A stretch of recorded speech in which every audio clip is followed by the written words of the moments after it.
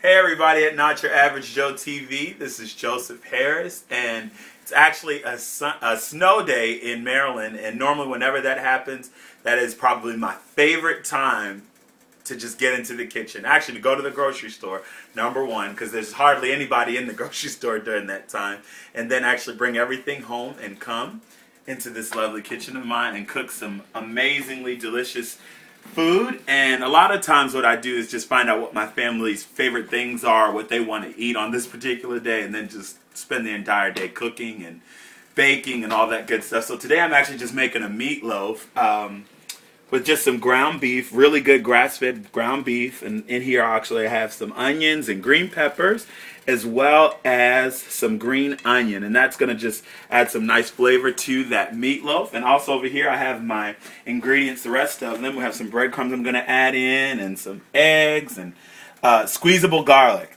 This is probably a time saver, I'd say, for most cooks, that if you don't have time to peel garlic, or you don't know how to peel garlic, I'd say invest in getting this. Is just $3, $2-3 at your local grocery store.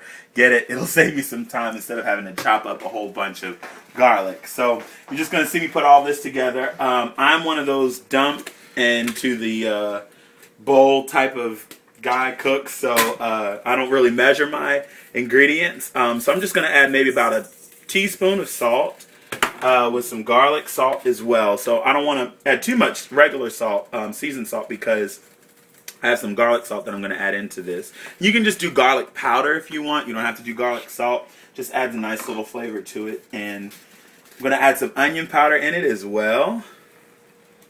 A little bit of that. Maybe about a tablespoon, to make it taste good. A little bit of black pepper as well. Then I'm going to go on ahead and add in my breadcrumbs and eggs and all the other important stuff that you add in meatloaf. That's just 2 eggs, a little bit of squeezable garlic. I'd say about a tablespoon is good, which is probably going to be the rest of it because I use it all of the time. Then a good secret to good meatloaf actually is putting some mustard and ketchup in the meatloaf mix. You can add about a teaspoon to a tablespoon, whatever. Just make it taste good. That's the most important thing. Some ketchup as well.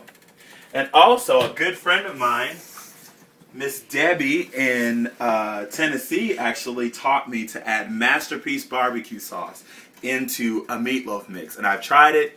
It's phenomenal. If you want to try that, I by all means recommend doing that as well, because it's delicious and it gives the meatloaf just such a great flavor that it's kind of unexpected. It has that nice smoky sweet taste, and still get the saltiness from the barbecue sauce and all the other seasonings that are in there that help complement the meatloaf. So I'm just going to mix all of this together.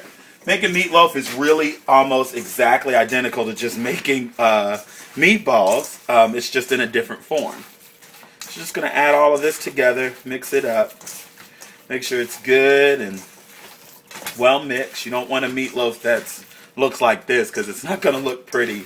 Always remember, you eat with your eyes first, and you eat with your mouth. So you always want to make it to look appealing. So you don't want to over mix it, but get both of your hands in. I know some people don't necessarily like doing this, but just make sure your hands are washed before you start mixing, and which I did do.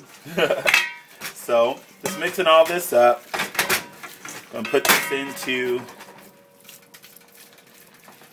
a lightly greased Pyrex dish and just form it into a loaf. We're going to bake it in the oven on 350, 375 for about an hour, until the meatloaf is actually browned and cooked all the way through.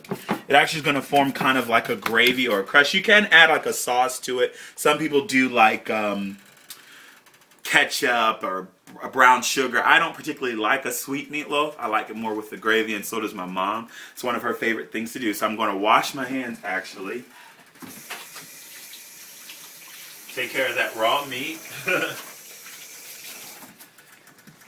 Then go ahead and put this in the oven, like I said, on that 375 temperature for about an hour, and just let it cook. And then it'll be done. And then after it's done, I'm just going to take actually some of the renderings off of that and make the gravy to put on top of it, serve with some rice. And can always do some collard greens, something good to make it complement each other and go really good together. I'm also on this snow day making some buffalo chili. It's my first time actually ever making it. And it just has some beautiful, beautiful grass-fed buffalo in it, and some beans and vegetables and lots of good stuff. I'll actually let you guys know how this turns out after it's finished cooking. It's been cooking for about 25 minutes and just simmering away.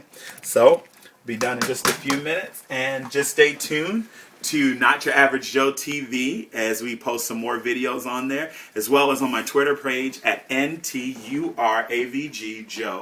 and that's on Twitter. And I'll actually post what the finished result of the meatloaf is actually going to look like. You can also like my page on Facebook at Not Your Average Joe on Facebook, and you'll see my picture up there.